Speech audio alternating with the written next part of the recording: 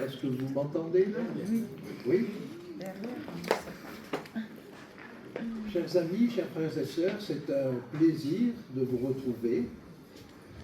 Et peut-être que certains, comme c'est une série que nous faisons, certains, parce que c'est les vacances, vont manquer des éléments de cette série.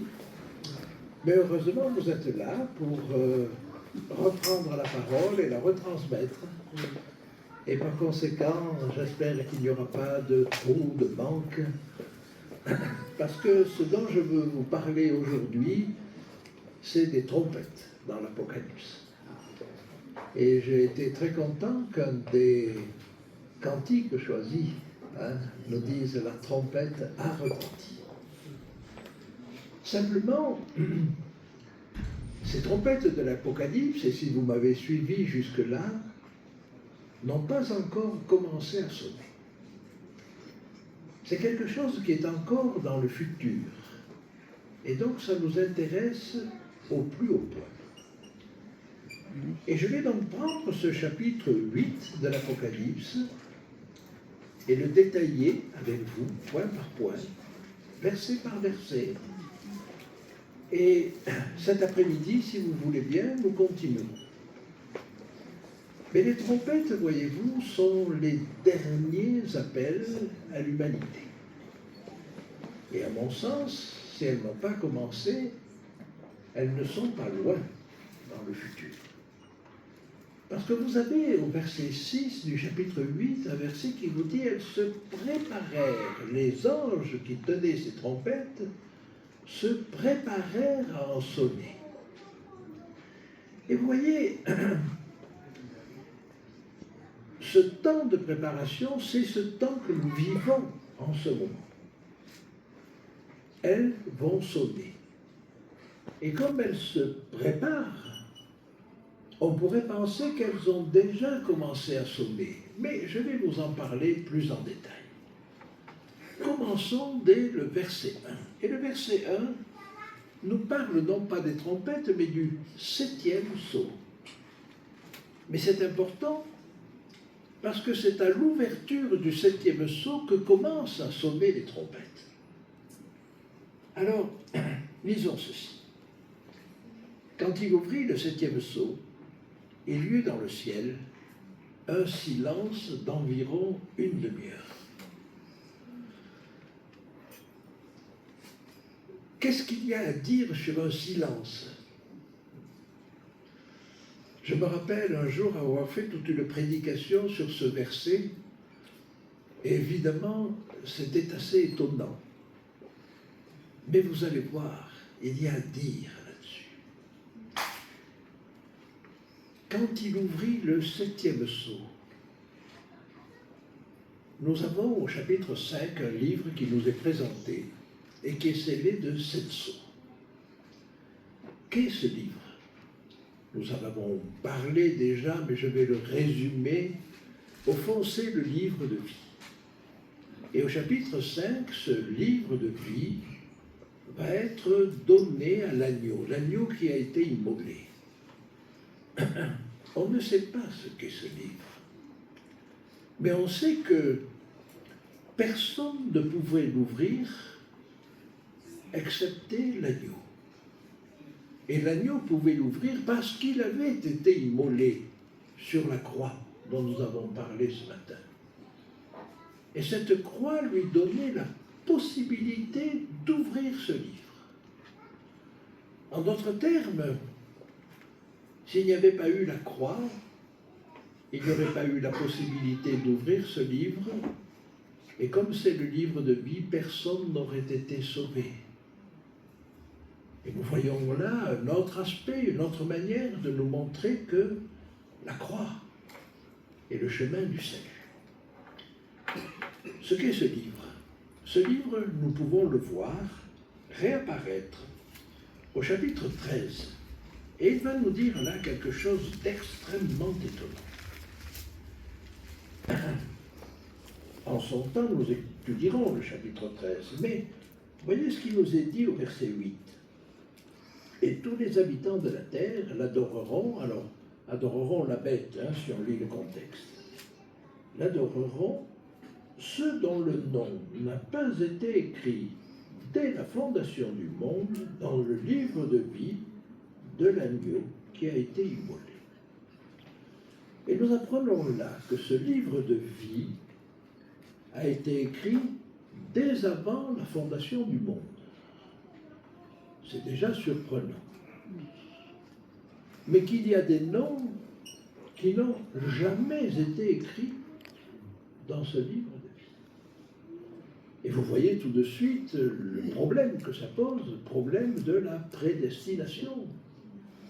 Est-ce que Dieu aurait prédestiné des gens à être sauvés et d'autres à être perdus?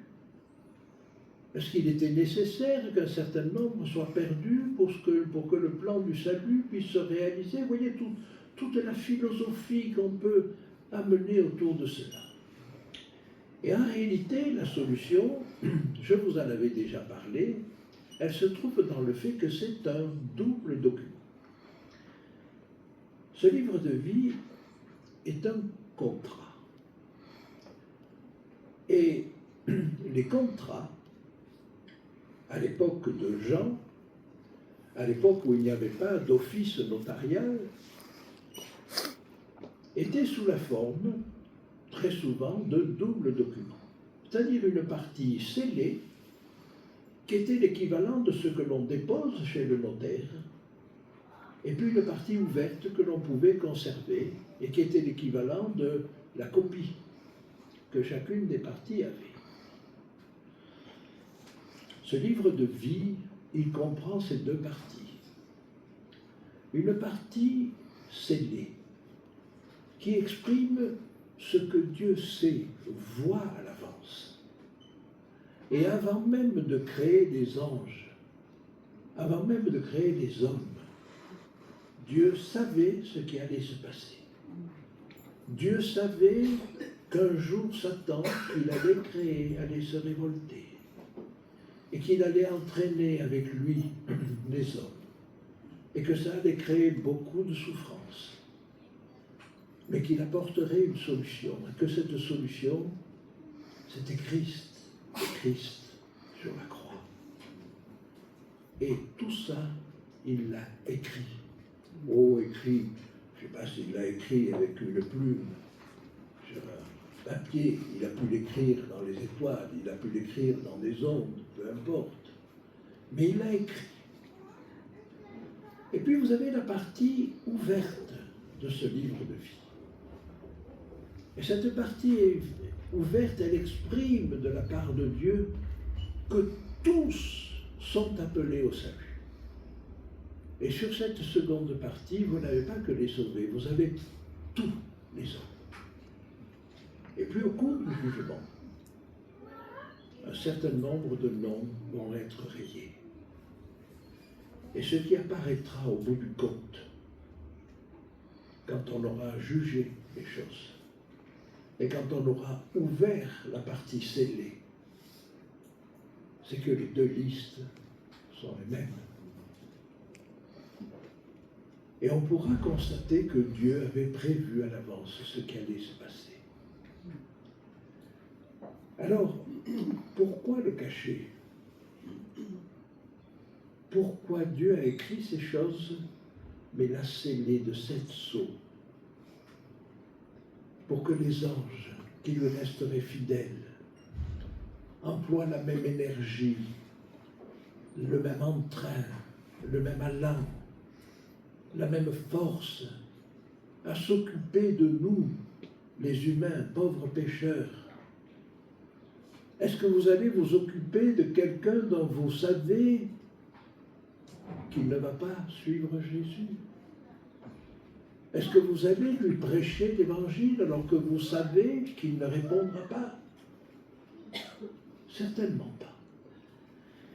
Et donc, pensez à cet univers entier, toute cette société céleste qui sait qu'il y a un livre scellé, un livre où il y a le nom des élus, et que ce livre va être enfin ouvert.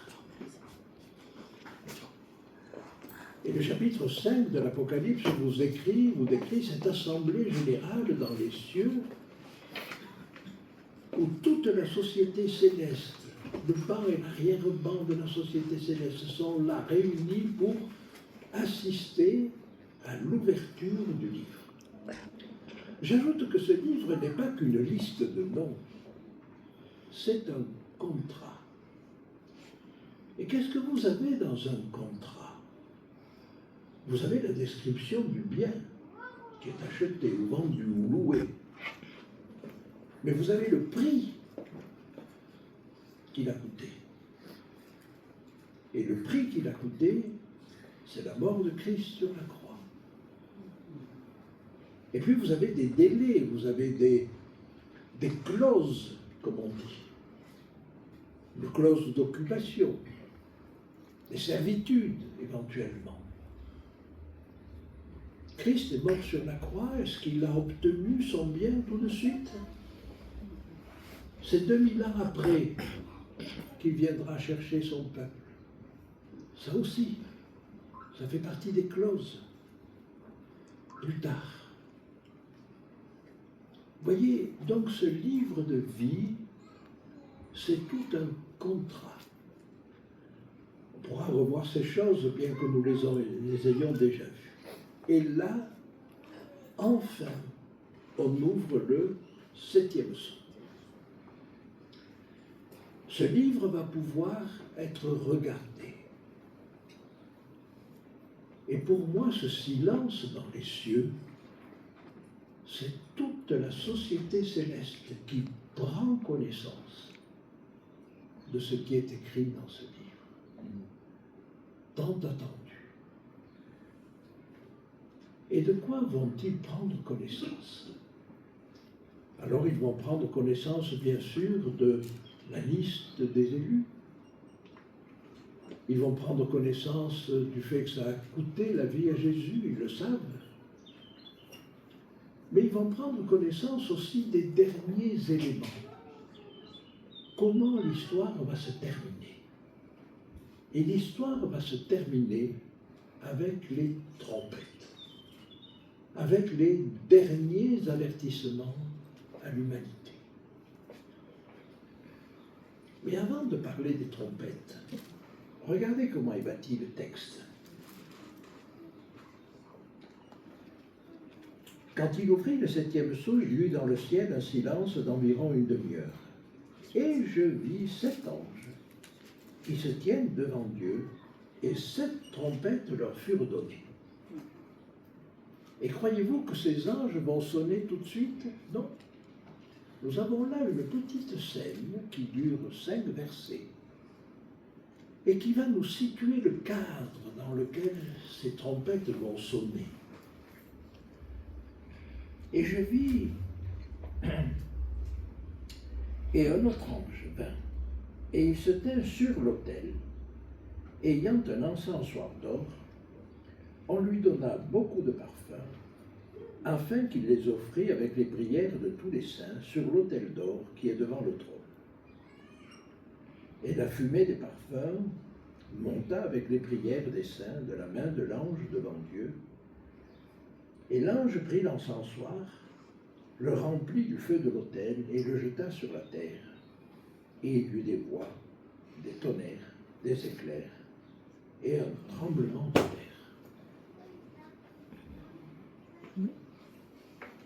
La scène qui précède les trompettes est une scène d'offrande des parfums. Il faut que l'on se remémore le fait que seul le grand prêtre offrait des parfums. Alors ce grand prêtre offrait des parfums dans 2 circonstances. La première circonstance, c'était matin et soir. Il offrait des parfums, il arrangeait les lampes, mettait de l'huile. C'était le service journalier, le service perpétuel, le tamid en hébreu. Et puis il y avait une autre circonstance très particulière, c'était le jour du grand pardon, le Yom Kippour. Et ce jour-là, il faisait une chose qu'il ne faisait pas les autres jours. Il prenait un encensoir, le cassonnet, dans laquelle il mettait des charbons ardents pris de dessus l'autel des parfums. Il mettait quelques braises, si vous voulez, et il jetait là-dessus 2 poignées d'une résine qui était un encens, parfum odoriférant, qui jetait là, et ça dégageait beaucoup de fumée, ça faisait tout un nuage autour de lui. Et avec cet encensoir et ce nuage, il rentrait dans le lieu très saint. Il y a un très beau symbole là, mais je vous pose la question. Devant quel type de service nous nous trouvons? Est-ce qu'on se trouve devant le service journalier là? Ou est-ce qu'on se trouve, le service perpétuel, ou est-ce qu'on se trouve devant le service annuel du Yom Kippour, d'après vous? Parce que ça, c'est le service dans le sanctuaire céleste. Notre grand prêtre, c'est Christ. Cet ange qui offre du parfum, c'est lui. Et nous avons plusieurs indices pour nous indiquer que ça correspond au service annuel. Pourquoi? D'abord parce qu'il va utiliser un encensoir. Quand ça se passait jour par jour, le grand prêtre offrait du parfum directement sur l'autel. Là, il va faire un autel annexe. Il va y mettre des charbons, et puis il va pouvoir se déplacer avec cet autel annexe. Le deuxième point, c'est que jour par jour, matin et soir, quand le grand prêtre offrait des parfums, le peuple était dans ses tentes et vaquait à ses occupations. Tandis que le jour du grand pardon, le Yom Kippour, tout le peuple savait que le grand prêtre allait pénétrer dans le lieu très saint, il allait pénétrer en présence même de Dieu, il risquait sa vie. Et ils étaient en prière. Nous avons une indication là. Il offre ses parfums avec les prières de tous les saints. Ce n'est pas un ou deux qui prient, c'est tout le peuple qui prie. Nous sommes le jour du grand pardon, ou l'équivalent du jour du grand pardon. Et là, ça nous indique quelque chose. Parce que l'Épître aux Hébreux nous dit bien que ce jour du grand pardon, dans le service hébraïque, se reproduisait tous les ans, mais qu'il n'était pas destiné à se reproduire tous les ans. Dans la réalité du sanctuaire céleste, ces choses-là n'arrivaient qu'une fois. Il n'y en avait qu'un de ces jours-là. Et là, nous y sommes. Ce jour-là, il a commencé dans l'Apocalypse au chapitre 4. Quand Jean est appelé à pénétrer dans le lieu très saint. Ah, lieu très saint, on est dans le service annuel, dans le service qui ne se reproduit qu'une fois par an, et qui en réalité, dans le sanctuaire céleste, n'a lieu qu'une fois. Et puis il va se terminer avec la 7e trompette.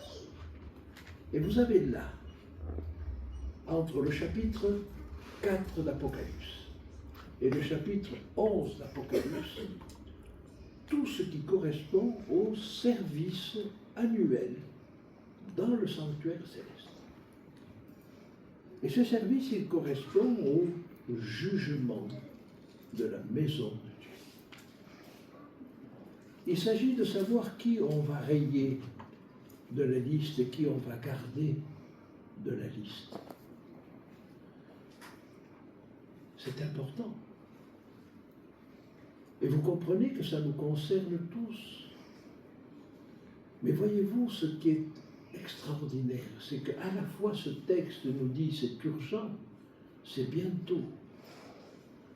Mais dites-vous, mes amis, et ça nous le verrons avec le chapitre 14, que tant qu'il y aura chez quelqu'un, chez une personne, un semblant, une ombre, une possibilité de se repentir et de venir à Dieu. Une possibilité de changer son cœur, un désir même à peine exprimé de retourner vers son Créateur.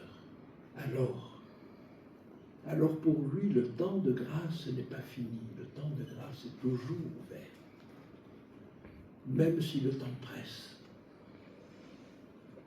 Les événements se bousculent en ce moment, et on pourrait se dire, le temps presse, il est urgent. Et moi je vous dis que Dieu est capable de retarder les événements. Parce qu'il le dit, l'apôtre Pierre le dit, Dieu ne tarde pas dans l'accomplissement de la promesse. Mais il souhaite que tous soient sauvés. Alors tant qu'il y aura quelqu'un susceptible de s'accrocher au salut, il retardera les événements de la fin. Mais permettez-moi d'avancer, parce que nous sommes là dans cette préparation des derniers événements. Et donc, il va offrir ses parfums avec les prières de tous les saints sur l'autel d'or qui est devant le trône, c'est-à-dire sur l'autel des parfums. La fumée des parfums monta avec les prières des saints de la main de l'ange devant Dieu. Et l'ange prit l'encensoir, le remplit du feu de l'autel, et le jeta sur la terre, et il y eut des voix, des tonnerres, des éclairs, et un tremblement de terre. Il y a toute une observation à faire sur un point que je n'ai pas souligné jusqu'à présent, et sur lequel je ne m'attarderai pas, mais sur lequel on aurait pu s'attarder. Et je vis un autre ange, je vous lis le verset 3, et il se tint sur l'autel. D'habitude, quelqu'un qui offre du parfum sur un autel se tient à côté de l'autel. Et là, il se tient sur l'autel. Pourquoi? Parce qu'il est lui-même le parfum de bonne odeur. Et dans l'Ancien Testament, vous avez un parallèle qui se trouve dans le prophète Amos, et où on voit aussi le Seigneur qui se tient sur l'autel. Je vous laisse cela à votre réflexion, mais il vaut la peine d'étudier le texte d'Amos, qui est un parallèle avec notre étude là. Mais, si vous voulez, on pourra laisser ça pour cet après-midi. Et je continue. Et là, il va faire quelque chose qui ne se fait pas normalement dans ce service annuel. On va prendre des charbons ardents, des braises, on sort et on va les jeter sur la terre. On peut comprendre cela, et je ne serais pas faux, comme des catastrophes que Dieu va faire arriver sur la terre. Mais les charbons ardents ont une autre signification. Et vous allez comprendre comment c'est beaucoup plus adapté. Si je vous lis un petit peu ce qui se passe lors de la vocation du prophète Ésaïe, ce que nous allons lire au chapitre 6. L'année de la mort du roi Osias, je vis le Seigneur assis sur un trône très élevé, et les pans de sa robe remplissaient le temple. Des séraphins se tenaient au-dessus de lui. Ils avaient chacun 6 ailes, 2 dont ils se couvraient la face, 2 dont ils se couvraient les pieds, et 2 dont ils se servaient pour voler. Et ils criaient l'un à l'autre et disaient « Saint, Saint, Saint est l'Éternel des armées.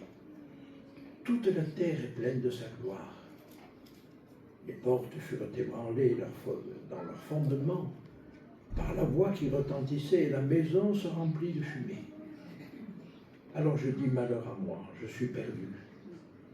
Car je suis un homme dont les lèvres sont impures. J'habite au milieu d'un peuple dont les lèvres sont impures. Et mes yeux ont vu le roi, l'Éternel des armées. » Mais l'un des séraphins, voilà vers moi, tenant à la main une pierre ardente qu'il avait prise de l'autel avec des pincettes. Et voilà ces charbons ardents pris de dessus l'autel. Il en toucha ma bouche et dit, ceci a touché tes lèvres. Ton iniquité est enlevée et ton péché est expié. J'entendis la voix du Seigneur disant, qui enverrai-je et qui marchera pour moi? Et je répondis, me voici, envoie-moi. Et vous voyez donc que la vocation d'Ésaïe a commencé par la purification de ses lèvres par un charbon ardent pris de dessus l'autel. Là, ce qui nous est proposé dans le texte, c'est une pluie de charbons ardents qui tombent sur la terre. Est-ce que ça ne vous rappelle pas la pluie de l'arrière-saison? Oui, c'est ça. Une pluie qui est destinée à quoi? Qui est destinée à nous amener à la sainteté? Non, ça c'est déjà fait. C'est destiné à nous amener à prêcher. Ce charbon ardent passé sur les lèvres du prophète Ésaïe, c'est ce qui lui a permis de répondre, me voici, envoie-moi. Et ce peuple des 144 000 qu'on a vu, dont on a parlé la dernière fois au chapitre 7, le voilà maintenant loin, avec un charbon ardent, et prêt à prêcher, prêt à annoncer l'Évangile. Vous savez, quand l'Évangile est annoncé par quelqu'un, et je vais prendre l'exemple qu'a pris Reynolds, si un médecin vous dit ne fume pas, mais qu'il a la cigarette à la bouche, il ne va pas être très efficace. Si un chrétien vous annonce la bonne nouvelle, mais qui se conduit comme un malfrat, il n'a pas beaucoup d'efficacité. Ces 144 000, ce sont des personnes qui ont remporté la victoire sur le péché. Et eux sont efficaces. Avec l'action de l'Esprit qui oint leurs lèvres, qui leur tombe dessus, alors ils vont pouvoir prêcher à un monde endurci l'Évangile. J'aimerais vous faire observer quelque chose que je vais trouver au chapitre 14 d'Apocalypse. Et souvent on dissocie ces deux parties du chapitre 14. Mais vous allez comprendre tout de suite. Vous lisez le début du chapitre 14. Et voici la description que vous avez, je le fais rapidement. Je regardais, et voici l'agneau se tenait sur la montagne de Sion, et avec lui 144 000 personnes, qui avaient son nom et le nom de son Père écrit sur leur front, qui reflètent parfaitement le caractère de Dieu. Et j'entendis du ciel une voix comme le bruit de grosses eaux, comme le bruit d'un fort tonnerre. Et la voix que j'entendis était comme celle de joueurs de harpe jouant de leur harpe. Et vous avez toute la description des 144 000 qui suivent. Verset 6.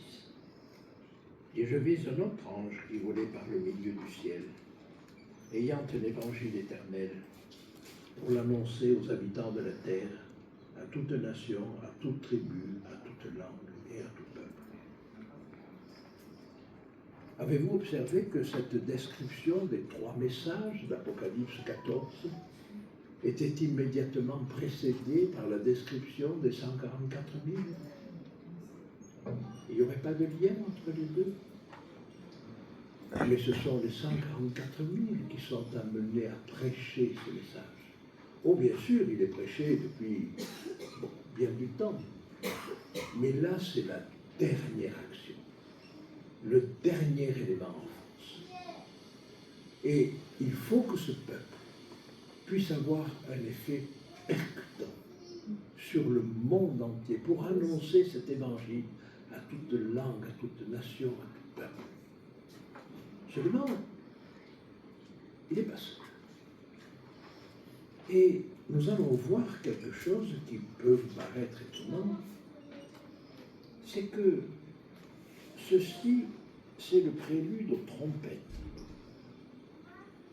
Et l'ange prit l'encensoir, le remplit du feu de l'autel, le jeta sur la terre, et il vit des voix, des tonnerres, des éclairs, un tremblement de terre. Je ne commenterai pas cela. Et les 7 anges qui avaient les 7 trompettes se préparèrent à en sonner. Nous parlerons des 4 premières trompettes. Ces 4 premières trompettes se préparent à en sonner. Ce sont des catastrophes écologiques qui sont devant nous. Et quelle est la réponse de Dieu à ces catastrophes-là? C'est de dire, prier, ça n'aura pas lieu? Non, ça aura lieu. Sa réponse, c'est de préparer un peuple. Et c'est de préparer un peuple qui a un message. Laissez-moi faire un parallèle simplement, en quelques mots. Vous avez ces 4 trompettes qui vont sonner, nous le verrons en détail. La première tombe sur la terre. Et je vous lis. Le premier sonna de la trompette, il y eut de la grêle et du feu mêlés de sang qui furent jetés sur la terre. Et le tiers de la terre fut brûlé, et le tiers des anges faisant son feu brûler, et toute herbe verte fut brûlée. Le second ange sonna de la trompette, et quelque chose comme une grande montagne embrasée par le feu fut jetée dans la mer, et le tiers de la mer devint du sang. Laissez-moi vous faire juste un petit rappel. Au début du chapitre 7, quand il est question de sceller les 144 000, une fois dit, après cela, je vis 4 anges debout aux 4 coins de la terre. Ils retenaient les 4 vents de la terre, afin qu'il ne souffle point de vent sur la terre, sur la mer et sur aucun arbre. Et là, un ange avec une écritoire va sceller les 144. Il ne s'agit pas que ces catastrophes écologiques qui sont imminentes, et nous le voyons maintenant. Je veux dire que les canicules successives que nous avons vécues ne sont qu'un petit aspect de ce dérèglement. Ces choses-là, Dieu ne permettra pas qu'elles arrivent. Les plus grands dérèglements qui nous sont décrits avec les 4 trompettes, il ne permettra pas qu'elles arrivent tant que Dieu n'aura pas préparé un peuple et scellé un peuple. Vous voyez l'enchaînement des choses. Dieu retient les événements. Et alors qu'on présente souvent Dieu comme se vengeant des hommes. Ah, vous avez fait du mal, mais voilà ce qui va vous arriver. Mais non. Dieu dit, vous faites du mal, vous êtes en train de détruire votre terre. Je retiens les hommes. Et voilà le premier aspect du message que nous avons à dire. Dieu n'est pas un Dieu vengeur. Dieu est un Dieu aimant. Il retient les événements. Pourquoi? Parce qu'il veut que le maximum de personnes puissent comprendre ce qui se passe et adhérer à son amour, adhérer à son message de la croix. Première trompette, elle touche la terre. Deuxième trompette, elle touche la mer. Troisième trompette, le troisième ange sonna de la trompette, il tomba du ciel une grande étoile ardente comme un flambeau, et elle tomba sur le tiers des fleuves et sur les sources d'eau. Et le nom de cette étoile était Absinthe. Et le tiers des eaux fut changé en absinthe. Et beaucoup d'hommes moururent par les eaux parce qu'elles étaient devenues amères. Vous voyez, on pourrait prêcher cela.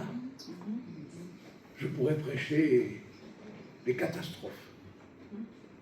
Mais ce n'est pas ce que Dieu m'appelle à prêcher. Les catastrophes, elles vont arriver, on les voit, elles sont sous nos yeux. Je n'ai pas besoin de les prêcher, les scientifiques la prêchent. Les prévisionnistes la prêchent. Ce n'est pas à moi à prêcher ça. Ce que j'ai à prêcher, c'est un message d'espoir. Dieu ne permettra pas que ces choses arrivent tant que je n'aurai pas préparé, tant qu'il n'aura pas préparé un peuple.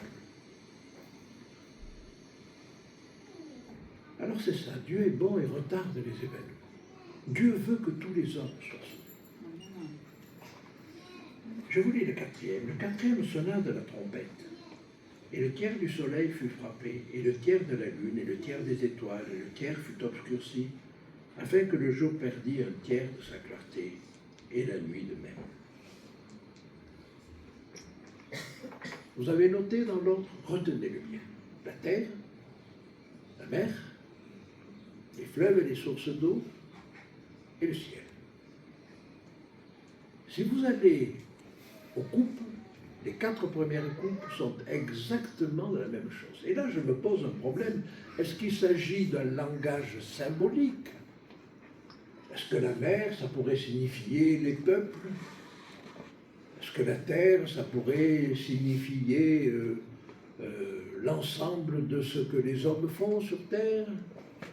Est-ce que les fleuves et les sources d'eau, ça pourrait signifier, que sais-je encore, l'esprit?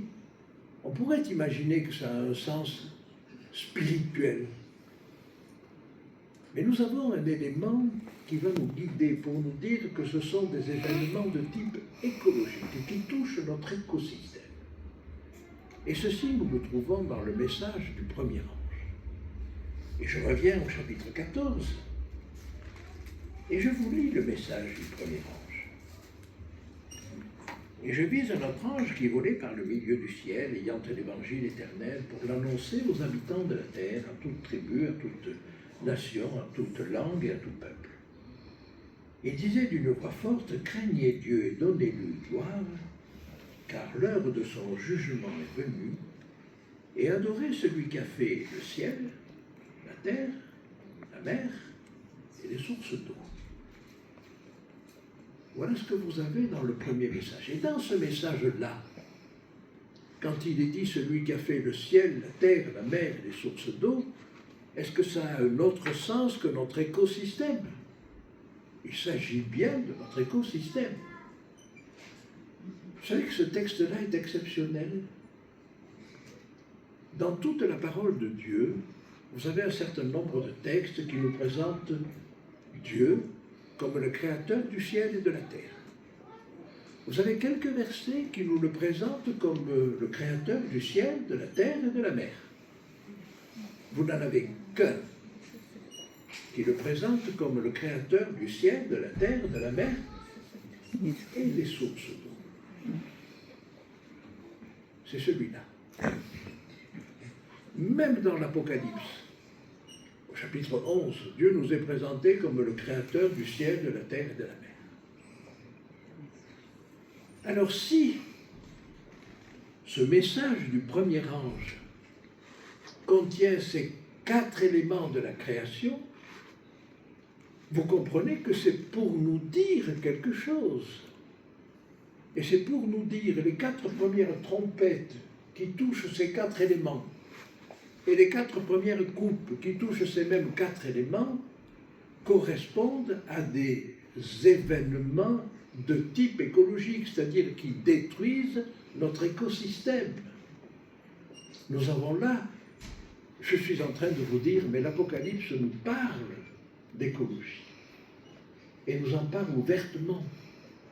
Et quand nous allons arriver à la fin des trompettes, à la 7e trompette, je vais vous lire ce que disent les 24 anciens. C'est au chapitre 11. Et arrivé à la 7e trompette, ils disent ceci. Et les 24 vieillards qui étaient assis dans l'ordre. Verset 15, le 7e ange sonna de la trompette. Verset 16. Et les 24 vieillards qui étaient assis devant Dieu sur leur trône se prosternèrent sur leur face et ils adorèrent Dieu en disant: nous te rendons grâce, Seigneur Dieu Tout-Puissant, qui est et qui était, de ce que tu as saisi ta grande puissance et pris possession de ton règne. Les nations se sont irritées et ta colère est venue. Et le temps est venu de juger les morts, de récompenser tes serviteurs, les prophètes, les saints, et ceux qui craignent ton nom, les petits et les grands, et de détruire ceux qui détruisent la terre. Ça a été écrit il y a 2000 ans. Est-ce que ça pouvait vouloir dire quelque chose de détruire ceux qui détruisent la terre? On ne pouvait le comprendre que sur un sens, dans un sens spirituel éventuellement. Mais est-ce que ça a du sens aujourd'hui? Aujourd'hui, ça veut dire quelque chose. Et comment détruire ceux qui détruisent la terre?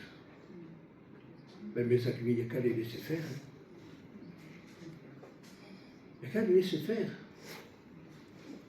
Que Dieu laisse faire les hommes et ils vont à la destruction de leur écosystème. Mais Dieu ne veut pas laisser les choses comme ça. Oh, il ne va pas empêcher la destruction de notre écosystème. Il va laisser l'homme jusqu'au bout. Mais lui, il veut sauver son peuple. Il veut sauver ses victimes. Et il prépare un peuple pour cela. Un peuple qui va donner des derniers avertissements à la terre. Et ces derniers avertissements, c'est des trompettes. Et si vous voulez, c'est ce que nous allons étudier en détail cet après-midi. J'espère que vous sentez l'importance de ces choses-là. J'espère que vous sentez l'importance que Dieu donne à son peuple. Il lui donne une responsabilité. Mais en même temps qu'une responsabilité, il lui donne des moyens. Il lui donne une pluie de charbons ardents. Ah, mes amis, mes frères et mes sœurs, soyons réceptifs à ces charbons ardents. Qu'ils joignent nos lèvres. Et on l'évoquait ce matin, il va oindre nos lèvres non pas par des techniques que nous apprendrions, mais parce que notre cœur est rempli de son amour. Et que face à des personnes qui sont dans l'anxiété, dans l'angoisse, l'objectif n'est pas de les amener à Dieu par la peur. La peur n'a jamais converti. Mais de les amener à la croix par l'amour. Que nous soyons remplis de ce message, remplis de ce projet de Dieu auquel il veut nous faire participer, et que nous sachions reconnaître dans tout ce qui arrive les perches qu'il nous tend et les perches qu'il tend à ceux qui nous entendent. Amen. Amen.